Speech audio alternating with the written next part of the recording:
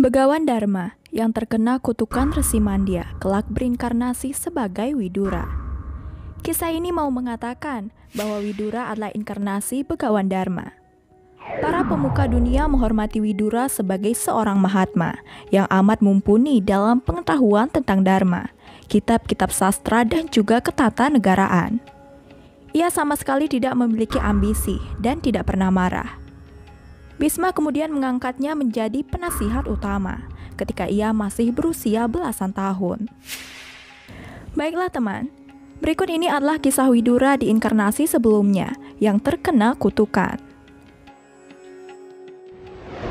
Mandawya adalah seorang resi yang memperoleh kekuatan jiwa dan memiliki pengetahuan yang mendalam tentang kitab-kitab suci. Ia bertapa di hutan dan menjalankan kebajikan-kebajikan sebagaimana dikatakan ajaran suci. Ia tinggal di sebuah pertapaan di tengah hutan. Suatu hari, ketika ia sedang kusyuk bermeditasi di bawah pohon yang rindang di luar pondoknya, segerombolan penyamun masuk ke pertapaannya. Mereka melarikan diri dari kejaran pasukan kerajaan. Mereka mengira akan aman di pertapaan tersebut. Mereka kemudian menyimpan hasil rampasan dan bersembunyi. Sementara itu, pasukan kerajaan mengikuti jejak mereka sampai di pertapaan. Komandan pasukan kerajaan itu bertanya kepada Resi Mandawya yang sedang kusyuk bertapa, dengan nada perintah yang tidak bisa ditawar-tawar. "Wahai pertapa, apakah engkau melihat segerombolan penyamun? Ke arah mana mereka pergi? Jawab cepat, biar kami bisa segera menangkap mereka." Resi Mandya yang sedang kusyuk bertapa tidak menjawab. Komandan itu mengulang pertanyaannya dengan kasar. Akan tetapi resi yang sedang kusyuk itu tetap diam 1000 bahasa. Sementara itu, beberapa pasukan masuk ke dalam pertapaan dan melakukan penggeledahan. Mereka menemukan barang-barang rampasan. Mereka segera melapor pada komandan pasukan.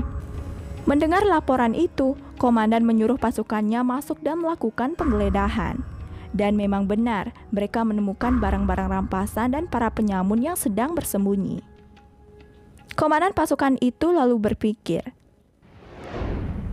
"Sekarang aku mengerti mengapa Brahmana ini pura-pura diam dan kusyuk dalam semedi. Dialah sebenarnya pimpinan penyamun. Dialah otak perampokan."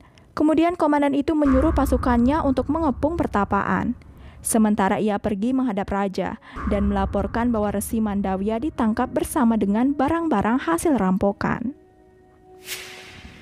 Raja amat marah dengan kelancangan kepala perampok yang berani menyamar menjadi seorang resi yang disegani. Tanpa memeriksa kebenaran laporan tersebut, raja segera menjatuhkan hukuman siksa dengan tombak. Komandan pasukan itu kembali ke pertapaan. Ia perintahkan pasukannya untuk menyiksa resi itu dengan tombak. Kemudian mereka kembali ke istana dengan membawa barang-barang rampokan. Meskipun tubuhnya tercabik-cabik tombak, resi suci itu tidak mati.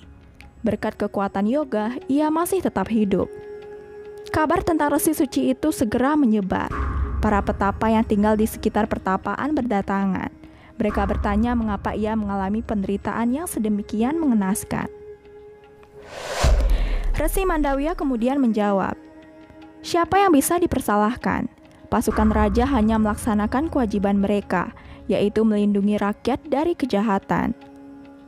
Mendengar bahwa resi yang disiksa dengan tombak ternyata masih hidup dan bahwa ia sedang dikerumuni resi-resi petapa hutan itu, raja sangat terkejut dan menjadi cemas. Ia segera bergegas dengan pasukannya menuju ke hutan. Raja langsung memerintahkan resi itu diturunkan dari tombak. Sambil berlutut menyembah, raja minta ampun atas perbuatan keji yang ia perintahkan. Resi Mandawya sama sekali tidak marah kepada raja. Ia segera menghadap Begawan Dharma, pewarta keadilan ilahi. Resi Mandawya kemudian bertanya, "Kejahatan apakah yang pernah hamba lakukan sehingga hamba menerima hukuman seperti ini?" Begawan Dharma yang tahu kesaktian Resi Mandawya kemudian menjawab dengan hati-hati, "Resi Mandawya, kau telah menyiksa burung dan juga lebah. Apakah engkau tidak tahu semua perbuatan, apakah itu baik atau jahat sekecil apapun, pasti akan mendapatkan ganjaran yang setimpal?" Resi Mandawya terkejut mendengar jawaban Begawan Dharma. "Kapankah aku melakukan perbuatan itu?" Begawan Dharma kemudian menjawab, ketika engkau masih kanak-kanak. Resi Mandawya lalu mengucapkan kutukan pada Begawan Dharma. Hukuman yang kau berikan sungguh keterlaluan, terlalu berlebihan untuk seorang kanak-kanak yang belum tahu apa-apa. Karena itu, kau akan lahir di dunia menjadi manusia. Oleh sebab itu, Begawan Dharma terlahir menjadi Widura. Baiklah teman, terima kasih telah menonton video ini sampai habis. Jangan lupa dukung selalu channel ini dengan cara mengklik tombol subscribe. Dan ingat nyalakan notifikasi loncengnya, agar kalian tidak ketinggalan setiap video terbaru dari channel ini. Ingat like dan share juga ke sosial media kalian. Terima kasih dan sampai jumpa di video selanjutnya.